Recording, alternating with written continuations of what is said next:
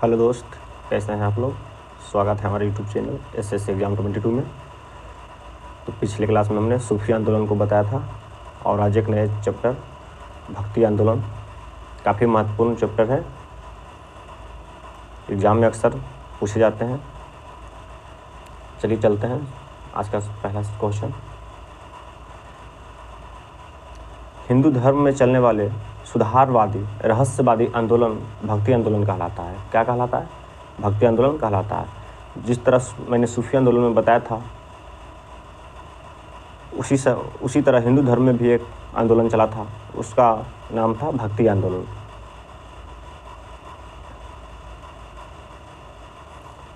भक्ति आंदोलन का शुरुआत कहाँ से हुआ था? तो दक्षिण भारत के तमिलकम प्रदेश से हुआ था। कहाँ से? दक्षिण भारत के तमिलकम प्रदेश से हुआ था। भक्ति आंदोलन के दो मार्ग थे। पहला सगुण एवं निर्गुण। सगुण जो राम कृष्ण को माना करता था, निर्गुण मानने वाले हैं कबीरदास, रैदास एवं गुरु नानक। तमिलकम प्रदेश के अंतर्गत आने वाले राज्य कौन कौन थे? तो तमिलनाडु, केरल, आंध्र प्रदेश। कौन कौन थे? तमिलनाडु, केरल एवं आंध्र प्रदेश थे, जो कि तमिलकम प्रदेश के अंतर्गत आते थे। तमिलनाडु, केरल और आंध्र प्रदेश। भक्ति आंदोलन की शुरुआत किसने किया था? तो अलवर नायर के संतों ने, अलवर एवं नायनार संतों ने किए थे। भक्ति आंदोलन की शुरुआत किसने किया था? तो अलवर एवं नायनार संतों ने किया था। विष्णु के उपासक अलवर कहलाएं। विष्णु के उपासक क्या कहलाएं? अलवर। एवं शिव के उपासक नैनार। आपको पता होगा शिव के कितने आँख हैं? तो 3 आँख है, और वही जो तीसरा नेत्र होता है उन्हीं के नाम पर जो इस तरह बना हुआ रहता है बीच में, तो नैनार उन्हीं को, जो शिव को मानने वाला नैनार कहलाए। अलवर संतों की संख्या 12 थी। अलवर यानी विष्णु के उपासक कितने थे? 12। एवं नैनार संतों के यानी शिव के जो चाहने वाले थे उस समय 63 थे। शिव के संतों की संख्या क्या था? नैनार संतों की तो 63 थी। हिंदू धर्म में मोक्ष प्राप्ति के मार्ग बताए थे। तो कितने मार्ग थे? 3। हिंदू धर्म में मोक्ष प्राप्ति 3 मार्ग थे। भक्ति आंदोलन के पहले संत शंकराचार्य हुए थे। भक्ति आंदोलन के सबसे पहला संत कौन थे? शंकराचार्य, जो कि इसकी शुरुआत 8वीं शताब्दी में किया गया था। भक्ति आंदोलन की शुरुआत 8वीं शताब्दी में शुरुआत कर दिया गया था। शंकराचार्य का जन्म कलादी, केरल में हुआ था। 788 ईस्वी में हुआ था। क्या कहाँ हुआ था? कलादी, केरल में हुआ था। कब? 788 ईस्वी में हुआ था। एवं इसका मृत्यु यानी शंकराचार्य का मृत्यु कब हुआ था? केदारनाथ में हुआ था, उत्तराखंड। केदारनाथ कहाँ हो रहा है? उत्तराखंड में पड़ता है। तो उत्तराखंड में शंकराचार्य की मृत्यु हो जाती है। ये ध्यान में रहिएगा। शंकराचार्य का जन्म कलादी, केरल 788 ईस्वी में एवं मृत्यु केदारनाथ, उत्तराखंड में हुआ था। आदि गुरु के नाम से किसे जाना जाता है? तो शंकराचार्य को जाना जाता है। क्या आदि गुरु के नाम से किसे जाना जाता है? शंकराचार्य को जाना जाता है। और आदि कवि अगर पूछ दिया जाए तो वाल्मीकि। आदि गुरु शंकराचार्य, आदि कवि वाल्मीकि। अद्वैतवाद के संस्थापक शंकराचार्य हुए थे। आगे हम बताएंगे इसके बारे में और भी है। तो अद्वैतवाद के संस्थापक शंकराचार्य हुए थे। भक्ति आंदोलन के किस संत ने भगवान शिव की आराधना काशी में किया था, जहां भगवान शिव साक्षात दर्शन दिए थे? तो शंकराचार्य। यानी शंकराचार्य द्वारा भगवान शिव के आराधना में इतना लीन हो गए थे कि भगवान शिव को आना पड़ा इन्हें दर्शन देने के लिए। तो आराधना कहाँ किए थे? तो काशी में किए थे।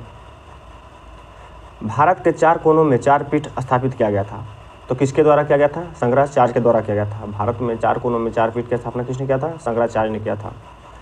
जो इस प्रकार है, अक्सर एग्जाम में पूछा जाता है। उत्तराखंड में जो पहला उत्तराखंड में स्थापित किया था, उत्तराखंड के बद्रीनाथ में। क्या? बद्रीनाथ में।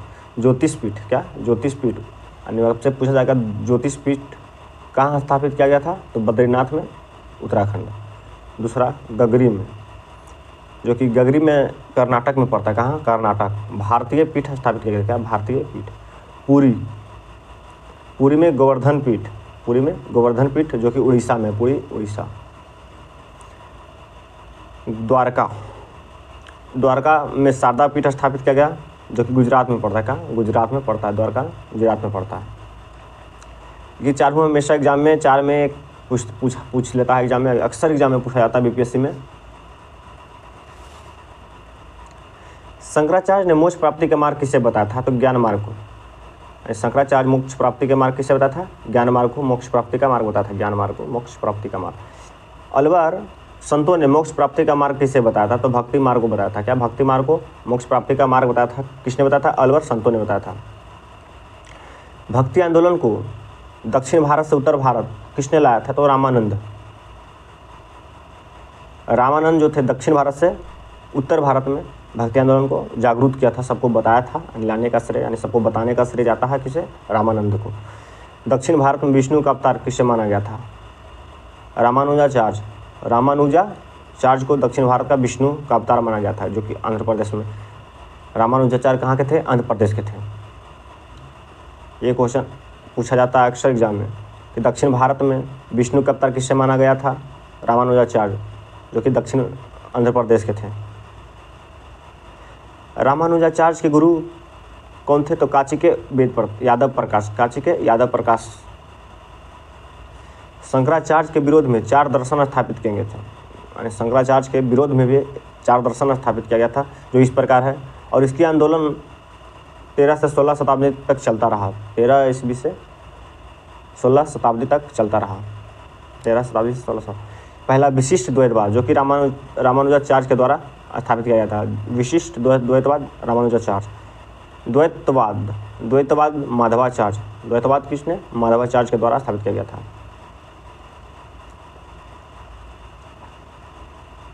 शुद्ध द्वैतवाद, जो कि विष्णु स्वामी या वल्लभाचार्य दोनों एक ही नाम है। तो द्वैतवाद किसके? शुद्ध द्वैतवाद विष्णु स्वामी या वल्लभाचार्य के द्वारा स्थापित किया गया था। देवता द्वैतवाद निम्बकाचार्य, ये मद्रास के थे। कहाँ के? मद्रास के। द्वैतवाद निम्बकाचार्य। और अद्वैतवाद शंकराचार्य, ये तो मैं पहले बता दिया था, जो कि मैंने बताया था कि आगे भी इसके बारे में हम बताएंगे। तो अद्वैतवाद शंकराचार्य, सभी इसमें महत्वपूर्ण है। रामानंद के गुरु कौन थे? तो रामानुजाचार्य। रामानंद के गुरु रामानुजाचार्य। रामानंद का जन्म 1299 ईस्वी में हुआ था, जो कि प्रयाग में 1299 ईस्वी प्रयाग में हुआ था। और इनकी मृत्यु 1411 में हुआ था। रामानंद का मृत्यु 1411 में हुआ था। इन्होंने राम भक्ति पर जोर दिया था। रामानंद सगुन को मानने वाले थे, इन्होंने राम भक्ति पर जोर दिया था। एवं रामानंद के कुल 12 शिष्य थे। रामानंद के कुल कितने शिष्य थे? 12 शिष्य। रामानंद ने अपने उपदेश में संस्कृत की जगह किस भाषा का प्रयोग किया था? तो हिंदी भाषा का प्रयोग किया था। रामानंद संस्कृत की जगह हिंदी भाषा का प्रयोग किए थे।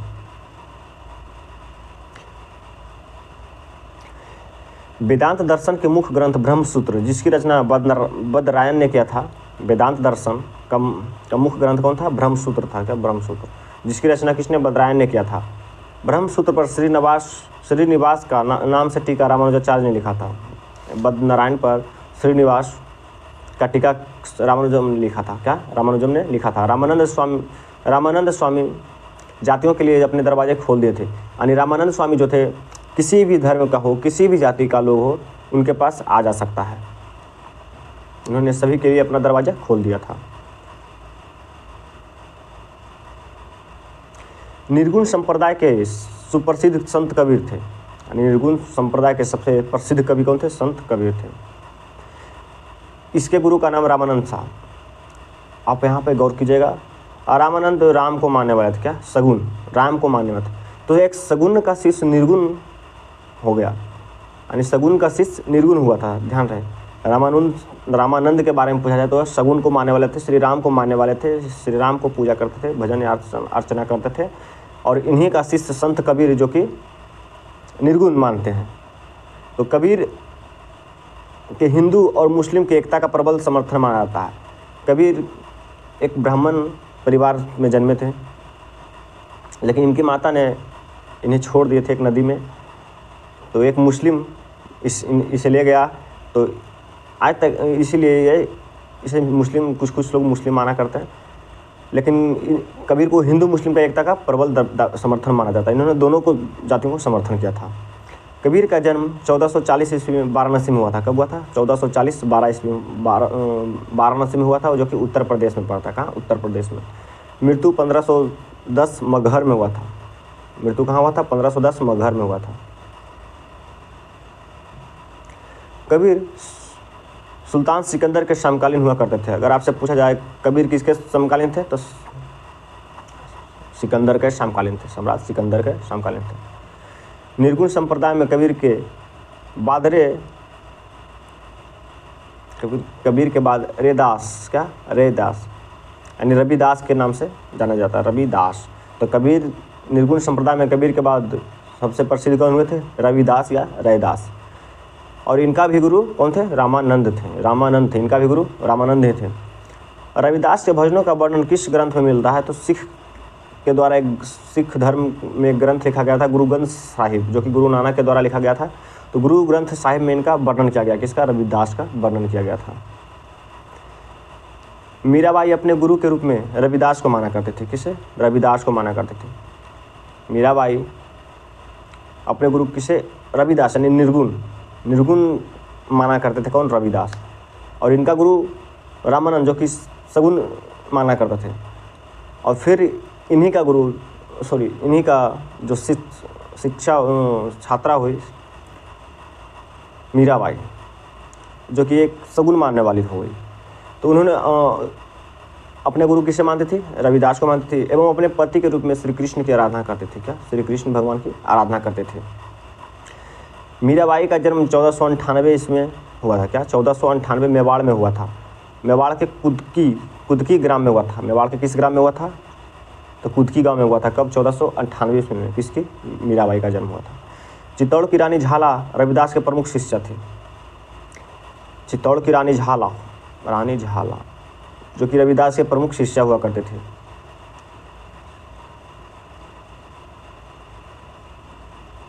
मीराबाई के संबंध मेवाड़ का राजा राणा सिंह जिसका युद्ध बाबर के साथ हुआ था। तो मीराबाई का संबंध मेवाड़ का राजा राणा सिंह के परिवार से था। एवं इसका विवाह राणा सांगा के बड़े पुत्र भोजराज के साथ हुआ था। तो आपसे पूछा जाए कि मीराबाई के पति का नाम क्या था? तो भोजराज का पिता राजा राणा सांगा था, जो कि मेवाड़ के राजा थे। मीराबाई ने राजस्थानी एवं ब्रज भाषा में पदावली नाम से कविता लिखी थी। क्या? पदावली के नाम से कविता लिखी थी। किस भाषा में? राजस्थानी एवं ब्रज भाषा में लिखी थी। मीराबाई भक्ति मार्ग को मोक्ष मार्ग बताई थी। मीराबाई किससे? भक्ति मार्ग को मोक्ष मार्ग। मीराबाई के गुरु रैदास या रविदास, जो कि निर्गुण मानती थी, और मीराबाई भक्ति मार्ग मानती थी। और रविदास के गुरु रामानंद, जो कि भक्ति मार्ग को मानते थे, यानी सगुण मार्ग को। मीराबाई का मृत्यु 1546 में द्वारका गुजरात में हो गया था। कहाँ हुआ था? गुजरात में हो गया था। मीराबाई का मृत्यु 1546 ईस्वी में हुआ था, द्वारका गुजरात में हो गया था। कबीर के बाद निर्गुण परंपरा को प्रमुख संत गुरु नानक को माने जाते हैं। यानी कबीर एवं रैदास यानी रविदास को के बाद अगर प्रमुख संत कोई हुए तो गुरु नानक हुए। कौन? गुरु नानक, जिससे सिख धर्म का स्थापना किया था। तो आपसे अगर पूछा सिख धर्म का संस्थापक या किसने किया था, तो गुरु नानक ने किया था। गुरु नानक ने धर्म प्रचार के लिए पूरा भारत का भ्रमण किया था, जिसे उदासीन कहा गया था। क्या? उदासीन यानी पूरे भारत को भ्रमण किए थे जब गुरु नानक, तो उसे क्या कहा गया था? उदासीस किसे कहा जाता है? जो पूरे भारत को भ्रमण किया था, गुरु नानक के द्वारा किया गया था, उसे उदासीस कहा गया था। सिखों का पवित्र ग्रंथ आदि ग्रंथ था। क्या? आदि ग्रंथ था। सिख धर्म में संगत एवं पंगत व्यवस्था गुरु नानक के द्वारा लाया गया था। क्या? गुरु नानक के द्वारा लाया गया था। संगत एवं पंगत व्यवस्था गुरु नानक के द्वारा लाया गया था। जपूजी, आशा दीवार, रहीसाल, सोहली की रचना किसने किए थे? गुरु नानक। क्या? गुरु नानक के द्वारा। जपूजी, आशा दीवार, रहीसाल, सोहली की रचना किसने किया था? गुरु नानक ने किया था। गुरु नानक का जन्म 1469 तलवंडी पाकिस्तान में हुआ था। कहाँ हुआ था? तलवंडी पाकिस्तान में हुआ था। और एवं इसकी मृत्यु 1538 करतारपुर में हो गया था, जो कि पंजाब में पड़ता। मृत्यु कब हुआ था? 1538 ईस्वी में। जन्म 1469 तलवंडी पाकिस्तान में हो गया था। तुलसीदास के बारे में थोड़ा जान लेते हैं। तुलसीदास अकबर एवं जहांगीर के समकालीन हुए थे। क्या? अकबर एवं जहांगीर के समकालीन थे, जो कि राम भक्ति पर जोर दिया था। तुलसीदास कौन सा मार्ग मानते थे? तो सगुण मार्ग मानते थे। इन्होंने रामचरितमानस अवधी भाषा में। क्या? अवधी भाषा में। आपसे पूछा था कि रामचरितमानस किस भाषा में लिखा गया है, तो अवधी भाषा में। आपसे इस बार SSC GD एग्जाम में पूछा गया था। तो इस रामचरितमानस किस भाषा में लिखा गया था? अवधी भाषा में, जो कि 1575 ईस्वी में लिखा गया था। क्या? 1575 ईस्वी में। कुछ अन्य पत्रिकाएं, पुस्तक विनय पत्रिका, दोहावली, कवितावली, गीतावली एवं रामलला की रचना किसने किया था? तो तुलसीदास के द्वारा किया गया था। तुलसीदास का जन्म 1532 ईस्वी में हुआ था। राजापुर बैठा उत्तर प्रदेश में हुआ था। क्या? राजापुर बैठा उत्तर प्रदेश में हुआ था। और एवं इनकी मृत्यु 1623 ईस्वी में हो जाता है। तुलसीदास की मृत्यु कब हुआ था? 1623 ईस्वी में। जन्म तो 1532 राजापुर बैठा उत्तर प्रदेश में हुआ था। सूरदास राधा एवं कृष्ण की आराधना किया करते थे। सूरदास किसके? राधा कृष्ण की। सूरदास का जन्म 1478 ईस्वी में हुआ था, जो कि आगरा उत्तर प्रदेश में। क्या? आगरा उत्तर प्रदेश में हुआ था। एवं मृत्यु 1538 ईस्वी में हो गया था। क्या? 1538 ईस्वी में सूरदास की मृत्यु हो जाता है। सूरदास के गुरु वल्लभाचार्य थे। सूरदास के गुरु कौन थे? वल्लभाचार्य थे। सूरदास द्वारा ब्रज भाषा में सुरसागर, साहित्य लहरी एवं सुरसावली साहित्य की रचना किया था, जिसमें सुरसागर जो सबसे प्रसिद्ध रचना मानी जाती है। एवं यानी सूरदास को प्रसिद्धि दिलाने में सुरसागर का काफ़ी योगदान रहा था। सूरसागर काफ़ी योगदान रहा था। सूरदास को सबसे अधिक प्रसिद्धि यानी जान पहचान दिलाने में सुरसागर का योगदान रहा था।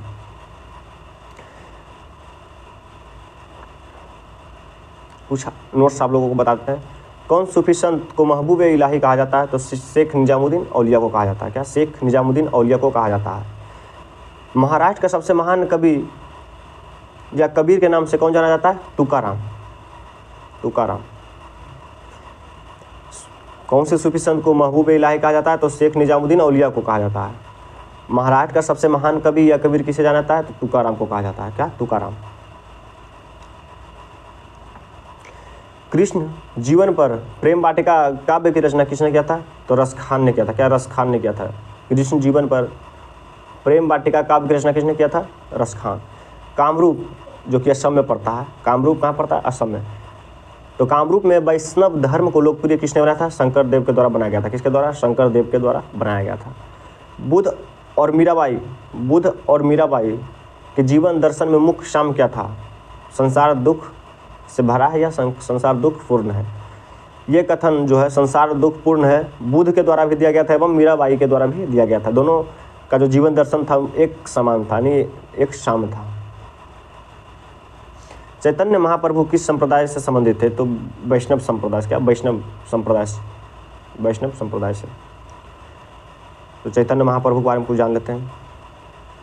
इन्होंने कृष्ण भक्ति एवं कीर्तन मार्ग का मार्ग एवं वृंदावन मथुरा की यात्रा किए थे। इनका जन्म नादिया पश्चिम बंगाल में हुआ था। क्या? नादिया पश्चिम बंगाल में हुआ था, जो कि 1486 में हुआ था। 1486 एवं मृत्यु 1533 ईस्वी के हो जाता है। तो चैतन्य महाप्रभु का मृत्यु कब हुआ था? 1533 ईस्वी में हुआ था।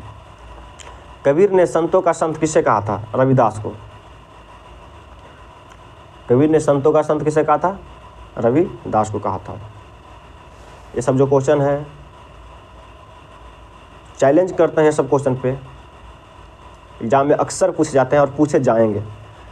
कबीर ने संतों का संत किसे कहा था? रविदास को कहा था। मन चंगा तो कठौत में गंगा। मन चंगा तो कठौत में गंगा किस संत का स्टेटमेंट था? यानी स्टेटमेंट किस संत का दिया गया था? तो रविदास का दिया गया था। क्या? रविदास के द्वारा दिया था। स्टेटमेंट दिया गया था रविदास के द्वारा। मन चंगा तो कठौत में गंगा, यानी अगर मन साफ हो तो भगवान कहीं भी बसते हैं, कहीं भी हैं। अगर मन साफ नहीं हो तो आप कितना भी पूजा कर ले, कोई फ़ायदा होने वाला नहीं है। दादू दयाल का जन्म 1544 में हुआ था एवं मृत्यु 1689 में हो गया था। उनका जन्म अहमदाबाद गुजरात में हुआ था। कहाँ? अहमदाबाद गुजरात में हो गया था जन्म, और 1544 ईस्वी में हुआ था। मृत्यु 1689 में हुआ था।